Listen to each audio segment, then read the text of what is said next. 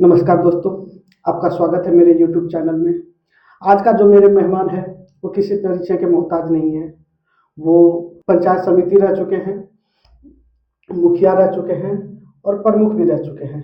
राजनीतिक में एक बहुत ही लंबा समय बिताए हुए हैं। अभी फिलहाल राष्ट्रीय लोक चेतना पार्टी के संरक्षक हैं और अभी समाज सेवी के तौर पे कार्यरत है। और हम सबके बीच आज हमारे प्रमोद प्रसाद सिंह। नमस्कार। नमस्कार। तो सर, एक चीज़ हम आपसे पूछना चाहेंगे, तो आप तो पहले अपना पूरा इंट्रोडक्शन बता दीजिए। मेरा नाम प्रमोद कुमार सिंह हुआ, पिता स्वर्गीय रामाधीन प्रसाद सिंह, ग्राम पौड़िया, थाना संग्रामपुर, जिला मुंगेर। आप तो शुरू में प्रोफेसर थे। जी। प्रोफेसर के बाद राजनीति में कैसे आना? प्रोफेसर के बाद राजनीति में इस तरह आना हुआ कि जब मैं सीतामढ़ी कॉलेज में था तो उस कॉलेज में कर्पूरी जी बराबर आते थे और एक बार कर्पूरी जी ने हमारे प्रिंसिपल साहब को कहा कि पूरा सीतामढ़ी जिला का एक एक गांव जो है पैदल भ्रमण कीजिए। तो मैं भी उनके साथ में एक महीना पूरा सीतामढ़ी जो है हर एक गांव पैदल यात्रा किया। कर्पूरी जी के साथ? कर्पूरी जी के साथ में, अपने प्रिंसिपल के साथ में। और जब समापन था उसमें कर्पूरी जी आए थे। अच्छा, तो फिर वहाँ से राजनीतिक दौर? तो राजनीतिक दौर, चूँकि हमारे प्रिंसिपल भी राजनीति में थे और कर्पूरी जी के यहाँ आना जाना या लालू जी के यहाँ आना जाना बराबर हम लोग का लगा रहता था। तो वहीं से इंस्पायरेशन हुआ कि राजनीति में आया जाए। तो ऐसा है कि आप वहाँ पे आए अपने गांव में, यहाँ पे किस चीज़ के लिए आप चुनाव, किस चीज़ का तैयारी किए? यहाँ से तो पूरा 3-4 गांव का लोग सीतामढ़ी गए कि मुखिया का चुनाव आप ही को लड़ना है। कहा कि आप ही जीत सकते हैं और आप ही हरा सकते हैं। अच्छा, ऐसा आप पे विश्वास गांव वाले को या पंचायत वाले को आप पे इतना विश्वास क्यों? विश्वास इसलिए था कि चूंकि हम समाज से जुड़े हुए थे, खास करके 5-6 गांव जो है, जैसे आपका झुनझुनिया हो गया, पौड़िया हो गया, कारीकोल हो गया, उसके बाद जो है कुआंगढ़ी हो गया, बभनचक्का हो गया, उसके बाद केंदुआ हो गया, कमरगमा हो गया। तो गोनई हुआ, इस सबसे अधिक मैं जुड़ा हुआ था। ये सब लोकल का गांव वाला पहले से बहुत ज्यादा जानते थे तब ना? हाँ, जाने कि पहले मीटिंग कर करके पहले ही टीका लगा दिया मुखिया का। मतलब कि मुखिया आप जीते नहीं थे, पहले ही जीत का घोषणा टीका लगा दिया। उसमें पूरे पंचायत के लोग आए थे। पूरा पंचायत का ही मन था आपको मुखिया बनाने का? हाँ। तो ये तो आपका एक तरफा हो गया। और बाकी आप अभी हम सब जहाँ तक देखे, आप विधायक का भी चुनाव लड़े, उसका क्या पर्पस था? विधायक के चुनाव लड़ने का पर्पस मेरा यही था। आजकल राजनीति में अच्छे लोग नहीं जा रहे हैं। आपको जानकारी होगा कि डॉक्टर कर्ण सिंह जब मंत्री बने थे भारत सरकार में, तो उन्होंने सिर्फ अपने वेतन का 1 रुपया लेते थे। अच्छा। और जब उनसे पूछा गया कि आप तो राजा थे, किसी चीज की कमी नहीं थी, आप राजनीति में क्यों आ गए? कहा कि अच्छे लोग राजनीति में नहीं आएंगे तो फिर राजनीति समाप्त हो जाएगी। जी बिल्कुल, बढ़िया। ये चीज तो बहुत बढ़िया है। आप जैसे कि हम देख पा रहे हैं कि आप भूख हड़ताल भी बहुत बार कर चुके हैं और साइकिल यात्रा में पे भी निकले हुए थे। इससे आपको कुछ लाभ हुआ या तो फिर कि या भूख हड़ताल जो देखा जाता है, कुछ होता है कुछ नहीं होता है? इसका बहुत बड़ा प्रभाव देखने को मिला। जो उस समय लोग थे, क्योंकि आज़ादी के बाद से मतलब कि भूख हड़ताल तो बहुत लोगों ने किया, लेकिन सत्याग्रह से भूख हड़ताल मैंने ही शुरू किया। फायदा जहां तक होने की बात है, तो आंदोलन इस तरह रुख पकड़ा कि औरत, मर्द, छात्र, छात्रा, पूरा ब्लॉक जो है वह जाम कर दिया। और अंत में मुख्यमंत्री का फोन जो है, तो उस समय VC थे मेवालाल चौधरी, उनको आया कि आप उनको समझाइए कि हड़ताल समाप्त कर दे। तो मैंने कहा कि आप दांगी का सर्टिफिकेट इशू कर दीजिए, दांगी जाति का, मैं तुरंत हड़ताल समाप्त कर दूंगा। उसके बाद जो है कमिश्नर साहब आए तो उन्होंने कहा कि भूख हड़ताल समाप्त कर दीजिए। कहा कि भूख आप शुरू कर दीजिए, सर्टिफिकेट अभी निकाल दीजिए, हम अभी समाप्त कर देंगे। कहा कि अगर सर्टिफिकेट इशू नहीं होगा तब के लिए भूख हड़ताल समाप्त नहीं करेंगे। अच्छा। तब उसके बाद कमिश्नर साहब कहते हैं कि आप कितने दिन तक भूखा रह सकते हैं? कभी भूखा नहीं रह सकते हैं, जान तो दे सकते हैं, हम जगदेव बाबू की तरह जान दे देंगे समाज के लिए। अच्छा, वो भूख हड़ताल कितने दिनों तक? 7वां दिन खत्म हुआ। मुख्यमंत्री के आदेश के बाद जो है विधायिका थी नीता चौधरी, वो आकर के हमको शरबत पिला करके अनशन तोड़वाए। अच्छा, आप जो कि और अनशन के 15वां दिन, क्योंकि मुख्यमंत्री यही से बात हुई थी कि 15वां दिन चिट्ठी आपके हाथ में चली आएगी, और ठीक 15वां दिन चिट्ठी हाथ में आ गई। उसके बाद बाकी का सर्टिफिकेट बनना शुरू हो गया। चलिए, आपके साथ तो और कोई लोग होंगे वहाँ पे भूख हड़ताल में? हाँ, 10 आदमी थे हम लोग भूख हड़ताल में। अच्छा, है ना? तो इसी मतलब कि लोकल थे या तो अलग अलग जगह से? हाँ, और 10 पर मतलब विधायिका पर और एक वीरेंद्र कुशवाहा थे। उसके बाद प्रदीप मंडल थे, पवन मंडल थे, रविंदर सिंह थे, और उसके बाद जो है और कई लोग थे जिन पर कि मुकदमा सीओ ने किया नहीं, करवाया गया राजनीति के तहत, और 9 साल मुकदमा लड़ने के बाद हम लोग बाइज्जत बरी हुए। अच्छा, तो आप ये सब जो किए, इसमें एक चीज आपको नहीं लगता कि युवा को भी उतरना चाहिए? युवा को तो बिल्कुल उतरना चाहिए, युवा के बिना तो कुछ हो ही नहीं सकता है। क्योंकि दिनकर ने लिखा है, माना तुम एक अनलकन हो केवल, अनुकूल हवा लेकिन पाकर, छप्पर तक जा सकते उड़कर, जीवन ज्योति जगा सकते, अंबर में आग लगा सकते, मरते मरते कुछ कर जाती आखिर एक चिंगारी भी। सही, बिल्कुल बात। आप युवा के भविष्य को किस प्रकार से देखते हैं? इसलिए देश का जो भविष्य है वो यहाँ का युवा है। क्योंकि युग का युवा कोई ढो सकता है तो युवा वर्ग ही ढो सकता है। के ह्यूम ने कहा था कि जो कांग्रेस का संस्थापक था, उसने कहा था कि युवा को राजनीति में आगे आना चाहिए, क्योंकि वह बेईमान भी हो जाएगा तो वह ईमानदार ही कहा जाएगा। लेकिन युवा राजनीतिक में आने से डरता है, या तो उसको सपोर्ट नहीं मिलता, या वो उस तरह से मोटिवेट नहीं हो पाता है, तो उसके लिए आप क्या करना चाहते हैं? देखिए, उसके लिए मैं कहना यही चाहता हूं कि आप विचारधारा की लड़ाई लड़िए और उस पर आप अडिग रहिए। आपने देखा होगा, मैंने भी सोचा था कि बिना पैसे की राजनीति नहीं हो सकती है, लेकिन ये चीज नेल्सन मंडेला ने भी अपनी किताब में लिखा है। और जब नेल्सन मंडेला मतलब गोरे काले के भेद पर जब लड़ाई लड़ा तो वह 27 साल तक जेल में रहा। अफ्रीका में 27 साल तक वहां की सरकार ने उसको जेल में रखा, और जब जेल से निकला तो वह अफ्रीका का राष्ट्रपति बन गया। इसलिए ये है कि अगर आप में क्षमता है और उस पर आप अडिग रहिए, हिमालय की तरह अडिग रहिए, आपको मंजिल मिलेगी, चाहे कितनी भी परेशानियां क्यों नहीं हो। तो नहीं, मेन बात वो नहीं होता है। मेन बात होता है कि आज का युवा क्या करता है, पढ़ता है और नौकरी के पीछे भागता है। उसको कोई ये दिशा निर्देश देने के लिए नहीं रहता कि तुम पढ़ के राजनीतिक में भी आ जा सकते हो, या तो और कुछ क्षेत्र में जाके अपना नाम बड़ा कर सकते हो।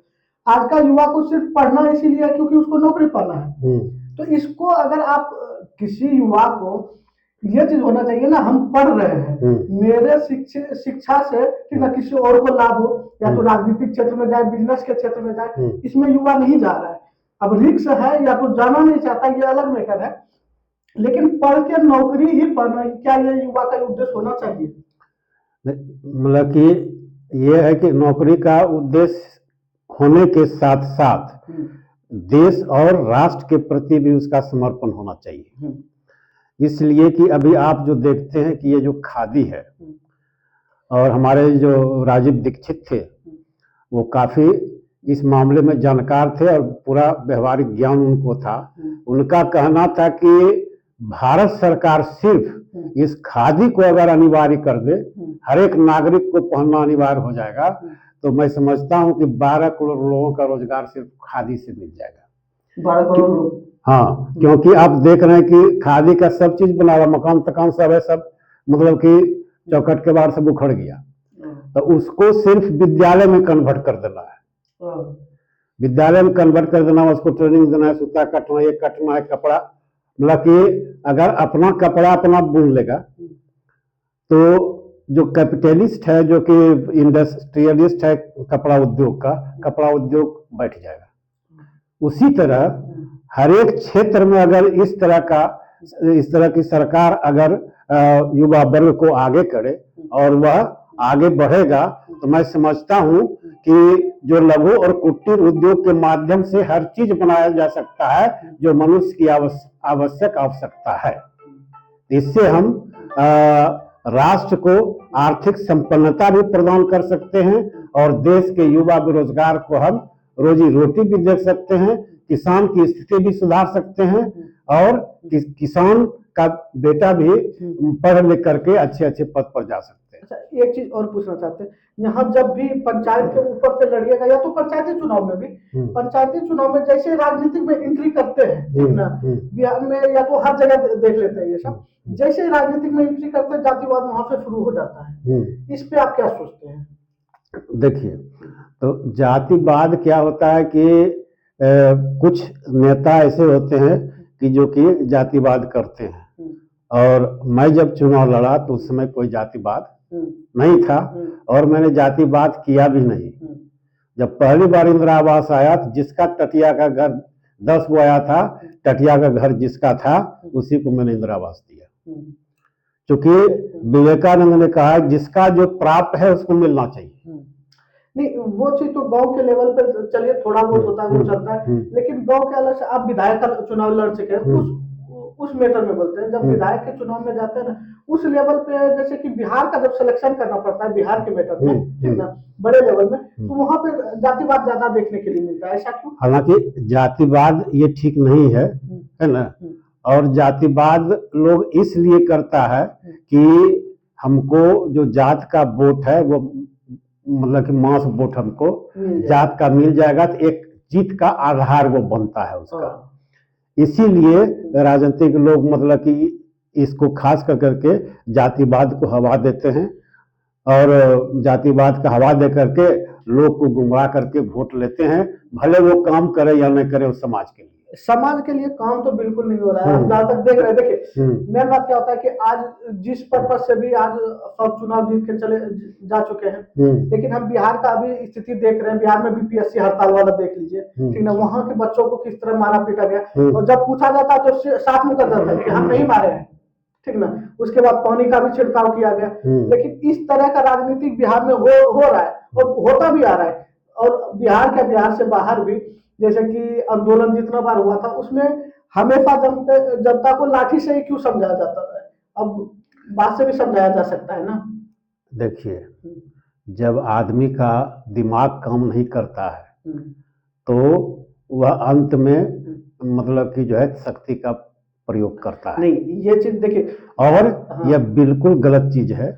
और मैं छात्र से अनुरोध करता हूं, किसी भी राजनीतिक पार्टी के नेता का नेतृत्व में आप आंदोलन मत कीजिए। आप अपने में से नेता पैदा कीजिए और वह नेता जो लड़ाई लड़ेगा तभी आपको अधिकार मिलेगा। क्योंकि इधर जितना भी नेता है सब पार्टी से संबंधित है, वो अपने पार्टी के फायदा के लिए करता है।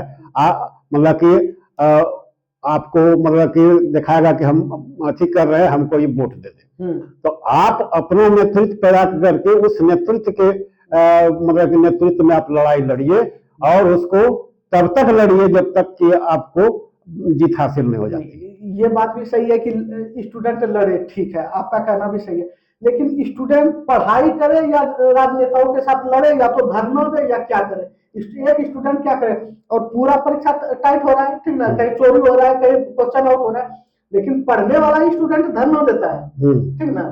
जिसको पढ़ना नहीं है, सेटिंग करना है, वो तो धरना क्यों देगा, उसको धरना से कोई मतलब नहीं है।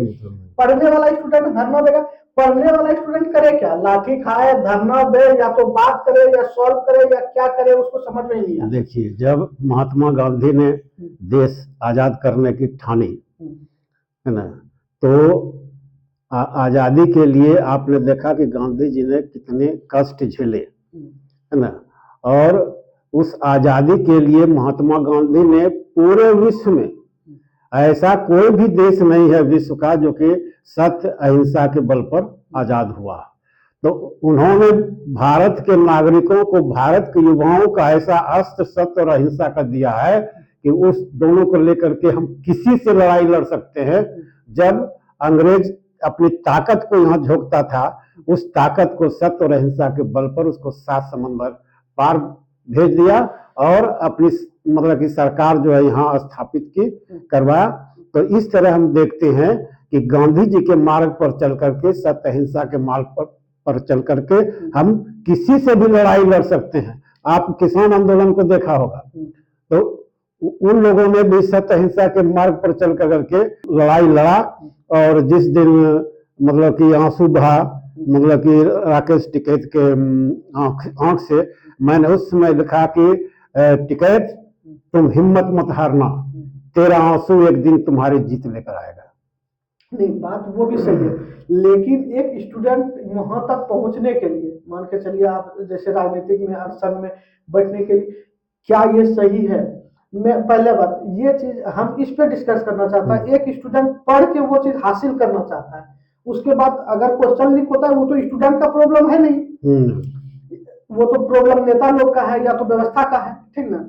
उसके बाद भी स्टूडेंट को ही हरजाना भरना पड़ता है, एग्जाम कैंसिल हो या तो भूख हड़ताल पे हो या तो हड़ताल पे हो, जैसा भी हो बैठना पड़ता है। स्टूडेंट अपना काम धाम छोड़ के, पढ़ाई लिखाई छोड़ के बैठता है, ठीक ना। उसके बाद भी उस पर शक्ति प्रयोग किया जाता है, तो ये तो सही नहीं लगता है।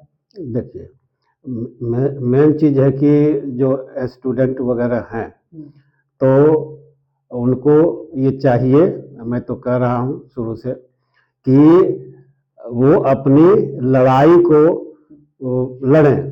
और लड़ाई को इसलिए लड़ें कि चूंकि आपका जब रास्ता बंद कर देगा, नौकरी का रास्ता, जब बीपीएससी में इस तरह की धांधली हो रही है, तो आप ये समझते हैं कि मतलब कि अगर धांधली और दिनों दिन बढ़ता जाएगा तो क्या अच्छे स्टूडेंट को नौकरी मिल पाएगी? जो पैसे वाले हैं वो नौकरी लेके चले जाएंगे, है ना। तो आखिर उसकी लड़ाई, हम एक पीढ़ी बर्बाद होंगे लड़ाई में, एक पीढ़ी बर्बाद होंगे, लेकिन हम सत्य अहिंसा के बल पर हम झुकेंगे नहीं।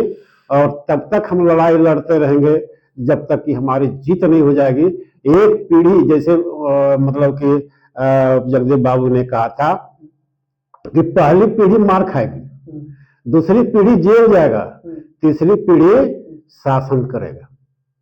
उसी तरह छात्र को भी यही अपनाना होगा। छात्र अपना तो सकता है, छात्र मान के चलिए एक स्टूडेंट, ठीक ना, एक स्टूडेंट का पहला पीढ़ी, ठीक ना, मान के चलिए नौकरी का तैयारी एक गरीब गुरबा का ही परिवार करता है, जो मिडिल क्लास रहता है, वो ना सक्षम है जेल जाने में, जो है, ठीक ना मार खाने में, ना उसको उतना टाइम है कि वहां पर जाके वो धरना देगा, पढ़ाई करेगा और धरना देगा। लेकिन फिर भी वो अपना मतलब घर का खर्चा जाता है ना, उसका घर का, उसका फैमिली तो, या तो उसका माँ बाप किसान से ही बिलोंग करते हैं, घर से उसको कितना सपोर्ट मिलेगा? वो कब तक, वो अगर जेल में रहेगा तो उसका घर वाला परेशान हो जाएगा। इसका जवाब मैं दे रहा हूँ। भगत सिंह का नाम सुना होगा, है ना। हमको लगता है कि 6 आने या 3 आने पैसे थे। उस समय देशभक्ति फिल्म लगी थी, खाना भी खाना था और फिल्म भी देखना था। आप अपना कहानी बता रहे हैं? भगत सिंह, आप मतलब हाँ, फिल्म देखने के लिए आपको चाहिए था, आप जा रहे थे फिल्म देखने? नहीं, भगत सिंह, जिसमें आजादी की लड़ाई चल रही थी, भगत सिंह के पास जो है सिर्फ 6 आने पैसे थे। भगत सिंह के पास 3 साथी थे, तीनों को उस फिल्म को देखना था और खाना भी खाना था, मतलब भूखा भी था। लेकिन उन तीनों ने खाना नहीं खा करके उस फिल्म को देखना पसंद किया, और वही फिल्म को देख करके जो है संसद में जो है जाके बम फोड़ा था। तो कहता है कि इच्छा शक्ति, संकल्प शक्ति बहुत बड़ी चीज होती है। चाहे आप अभाव में भी हो, लेकिन लड़ाई करके आपने ठान लिया, आप वहां तक पहुंचेंगे। आपके ही सुपोर जमुआ गांव के एक वृद्ध आदमी थे, वो आजादी के समय में शाम को यहाँ से चिट्ठी लेकर के चलते थे, और ढोल पहाड़ी कहाँ है, कम से कम 23-24 किलोमीटर होगा। और वहां दे के फिर रात में लौट जाते थे। जब जुनून सवार होता है आजादी का, जब जुनून सवार होता है कि लड़ाई लड़ने का, तो फिर पीछे नहीं हटता है और अंत में उसको सफलता मिलती है। लेकिन आप अभी अभी तो समाज सेवी और राष्ट्रीय लोक चेतना पार्टी से जुड़े हुए हैं, तो इससे पहले आप प्रमुख रह चुके हैं। प्रमुख रह चुके हैं तो आपको समाज के किन गतिविधियों पे लगता है कि अभी ध्यान देना चाहिए? गतिविधि सबसे पहले तो यह है कि जो महात्मा गांधी ने मेरे सपनों का भारत देखा था, और आज यही स्थिति है कि उनका एक भी सपना जो है 100% सही नहीं उतरा है। तो पहले अगर भारत को भारत बनाना है, भारत गांवों का देश है और इसको समुन्नत बनाना है, समृद्ध करना, आत्मनिर्भर बनाना है, तो गांधी के मेरे सपनों के भारत को साकार करना होगा। उसमें जो आपका गृह उद्योग है, लघु उद्योग है, उसको स्थापित करना होगा। और वो जब स्थापित आपके गांव घर में हो जाएगा तो मैं समझता हूं कि हर एक घर में आर्थिक आमदनी का एक बहुत बड़ा स्रोत हो जाएगा। आप एक चीज सिर्फ उदाहरण लीजिए कि गांव में डेयरी चलता है, और एक डेयरी से संपन्नता, चाहे वह गरीब हो अमीर हो, जिसके पास भी गाय है या भैंस है, उसको आमदनी का एक स्रोत हो गया है। और इसी तरह जैसे सब्जी का हो जाए और चीज का हो जाए, है ना। जैसे हम लोग जाते थे जम्मू कॉलेज पढ़ने के लिए, पाड़े और मटिया में दिन रात चरखा चलता रहता था, सूता लपटते रहता था।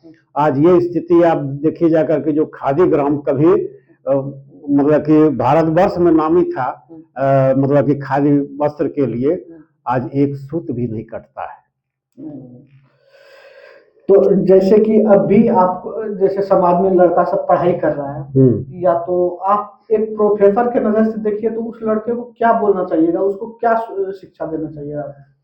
उसको शिक्षा देने के पहले मैं सरकार से अपील करता हूं कि ये जो थियोरेटिकल पढ़ाई है इसको बिल्कुल खत्म करना चाहिए। जिस समय प्राचीन काल में, क्योंकि सब जो है प्रैक्टिकल पढ़ाई होती थी, थियोरेटिकल कुछ पढ़ाई नहीं होती थी। उस समय भी मेटलर्जी में, अब धातु विज्ञान में, मतलब कि स्टील का निर्माण होता था।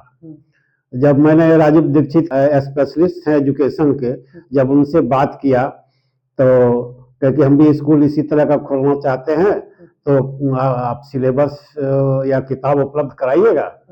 करके देखिए, अभी तो सोच ही रहे थे कि इस तरह का मतलब कि किया जाए कि केवल जो है प्रैक्टिकल पढ़ाई हो। और हम एमए पढ़ जाते हैं तो भी निर्माण नहीं कर सकते। आज चीन हमसे आगे क्यों है? क्योंकि वहां का बच्चा मतलब कि जो छाता बनता है या खिलौना बनता है, उसे बच्चा निर्माण करता है, पढ़ता भी है। जो उस समय गुरुकुल था, तो गुरुकुल में 22 वर्ष तक पढ़ाई होती थी, और एक साल में मतलब कि एक ही सब्जेक्ट पढ़ाई मतलब कि पहले खत्म कर देता था, तब दूसरा करता था, तीसरा शुरू होता था। और उस समय जो सामान वामान बनता था, जो बिकता था, उसका पैसा उसका जमा होता था। और जब विद्यार्थी स्कूल से बाहर निकलता था तो उस राशि को उस बच्चे को दिया जाता था। तो गांधी जी ने भी उद्योग परक शिक्षा की ओर ध्यान दिलाया। उद्योग परक शिक्षा की विद्यार्थी पढ़ेगा भी और आर्थिक उपार्जन भी करेगा। जब वह करेगा तो मतलब कि आगे भी पढ़ सकता है, अगर बिजनेस करने का मन है बिजनेस में भी जा सकता है, और आगे की पढ़ाई ऊंचे पदों के लिए भी जा सकता है। चलिए, जैसे स्टूडेंट अगर मान के चलिए नया लड़का है, वो पढ़ाई कर रहा है, तो और वो किसी क्षेत्र में जाना चाहता है, तो उसके लिए कुछ बेटर ऑप्शन है आपके पास कि ये क्षेत्र में जा सकते हो? हाँ, मतलब उसमें भी बहुत सारे हैं। जैसे अभी आपको खान सर, जो बिहार में अभी नामी है, तो इन्होंने कहा कि जो आईएएस आईपीएस की हम तैयारी करते हैं, तो मतलब 2.5 लाख 3 लाख रुपया लगता है उसको कोचिंग करने में, और हमारे यहाँ सिर्फ 7,500 लगता है ना। तो उतनी कम राशि में वो आईएएस आईपीएस की तैयारी कराता, और कहा मतलब उन्होंने कहा कि जितने भी टीचर हैं वो जो और भी कोचिंग इंस्टीट्यूट में, वो उससे कम हमारा जो है विद्वता में कम नहीं है प्रोफेसर पढ़ाने वाला। इसीलिए वैसे वैसे आदमी पैदा हो रहे हैं जो गरीबी से आगे बढ़े हैं। तो उन लोगों में भी था, जैसे आनंद था, तो वह सुपर 30 चलाते थे, है ना। तो कुछ लोगों में ये धारणा है कि गरीब को भी हम आगे बढ़ाएं, और कुछ अभी जैसे एक सुजाता चौधरी हैं, तो वो भी स्कूल चलाते हैं जिसमें अशोक बाबा का लड़का जो है किशोर किंकर, वो पढ़ाते हैं। और एक बार मैंने उनको कहा कि मैडम, सो देखिए आज प्रज्ञा ठाकुर जो है महात्मा गांधी का मतलब कि जो है बुत बना करके उस पर जो है गोली मारा और मतलब खून निकलते हुए दिखाया गया है, इस पर आपका क्या कहना है? कहा कि प्रमोद जी इसके लिए घबराइए नहीं, गांधी गांधी है ना। और मतलब कि गांधी पर जो इस तरह की लांछना करते हैं या इस तरह का जो कुकृत्य करते हैं, वह एक थोड़ी समय के लिए आंधी की तरह है जो धूल का आंख में पड़ता है, थोड़ी देर के मलता है और फिर सामान्य हो जाता है।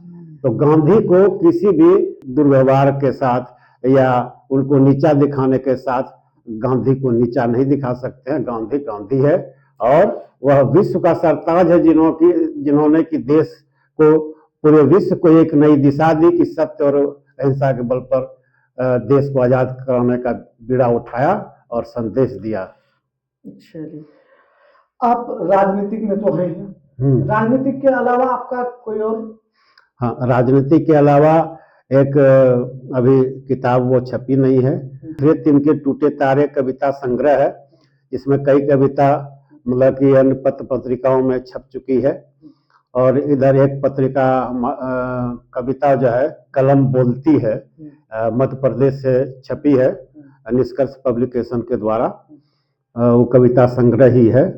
और जैसे मक्का की खेती है या फिर जो है धान की खेती है, इस पर मेरा किताब प्रकाशित भी हो चुका है। और एक किताब हम लिख रहे हैं, गांधी श्रद्धांजलि, और वो पूरा होने के बाद मतलब कि संग्रामपुर से लेकर के राजघाट दिल्ली तक गांधी के वेश में पुनः पद यात्रा हम करेंगे। क्योंकि उसमें दिया गया कि गांधी जी ने जितनी भी या मेरे सपनों का भारत देखा था, तो उनमें से एक भी मतलब कि जो है समस्या का समाधान 100% हुआ नहीं। एक भी समस्या का समाधान, चाहे मान लीजिए दारू है बिहार में बंद है, 5-6 स्टेट में बंद है, सब जगह चल रहा है। वो तो राजनीतिक मैटर है, नहीं वो तो मैटर है, लेकिन इस पर सुधार करना चाहिए। उन्होंने कहा था कि अगर हमको 1 घंटे का डिक्टेटर बना दिया जाए देश का, तो सबसे पहले मैं बिना मुआवजा दिए हुए मैं शराब को बंद करा दूंगा। क्योंकि शराब ऐसी चीज है कि यह आदमी के आत्मा का नाश कर देती है, यह माँ और बहन में भेद करना भूल जाता है आदमी। तो मतलब कि आप अपना किताब का पब्लिकेशन भी करवा रहे हैं? तो ये तो हो गई, और आप अभी एक राजनीतिक क्षेत्र में भी जुड़े हुए हैं, वो भारतीय लोक चेतना पार्टी, तो उसके बारे में अगर आप कुछ बताना चाहें तो? तो चूंकि इस पार्टी का गठन मतलब कि जो है सत्यानंद दांगी के नेतृत्व में हुआ, और उन्हीं के नेतृत्व में मतलब कि जो ये नक्सर वन दांगी जाति का हुआ, तो हम लोगों ने पूरे बिहार से मतलब कृष्ण मेमोरियल हॉल को भरने का काम किया। और उस समय नीतीश कुमार को लगा, क्योंकि उद्घाटन उपेंद्र कुशवाहा से कराया गया था, तो नीतीश कुमार को लगा मुख्यमंत्री को कि सारा दांगी जो है वह भाग गया उपेंद्र कुशवाहा के साथ। इसलिए उन्होंने दांगी जाति को नक्सर वन में शामिल किया, और आज मतलब कि नक्सर वन का फायदा दांगी लोग उठा रहा है अति पिछड़ी जाति के रूप में। तो इस तरह मतलब कि जो लड़ाई लड़ी उसमें हमारी पार्टी का महत्वपूर्ण भूमिका रही। इसके अलावा भी अन्य जो संस्था थी उन लोगों ने भी इसमें भूमिका अदा की। चलिए, ये सब जो भी है जान के, आप कितना कार्यकाल राजनीतिक में बिता चुके हैं, आपका फैमिली राजनीतिक में, और बाकी सब चीज बता दीजिए एक बार, जो कि आदमी सबको पता चले। 5 साल मुखिया में रहे, 2 टर्म मतलब कि जो है प्रमुख में रहे, और पत्नी भी 10 साल सरपंच में रही, और सरपंच के कार्यकाल में एक भी केस सरपंच के न्यायालय में नहीं होने दिया, और मतलब कि जो है समझौता करा करके आपस में समझा बुझा करके उसको ख़त्म कर दिया गया। क्योंकि इसीलिए महात्मा गांधी पंचायती राज का सपना भी देखा था कि मतलब जो सरपंच है अगर वो समाधान नहीं करेगा तो फिर जब कोठी जाएगा तो फिर सरपंच क्या है। हाँ, सही बात है ना।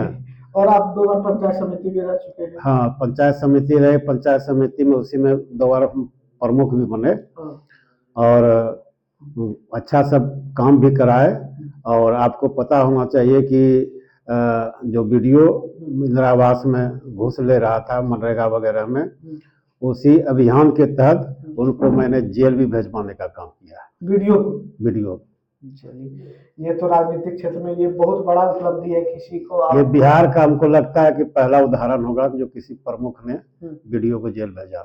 चलिए, ये तो बहुत बड़ा उदाहरण है, और आपका समाज को योगदान हमेशा रहेगा, ठीक ना। आपका जो योगदान रहा है वो समाज हमेशा याद करेगा। तो इसी के साथ हम अपना आज इंटरव्यू यहीं पे ख़त्म करते हैं। बाकी आपको अगर कुछ लगा कि आपको भी कुछ पूछना है या तो कुछ जानना है, अगला गेस्ट कौन हो ये भी आपको अगर सजेस्ट कर सके तो आप कमेंट बॉक्स में कीजिए। और बाकी मेरा यूट्यूब सब्सक्राइब कर लीजिए, और फेसबुक पे है तो फॉलो कर लीजिए। धन्यवाद।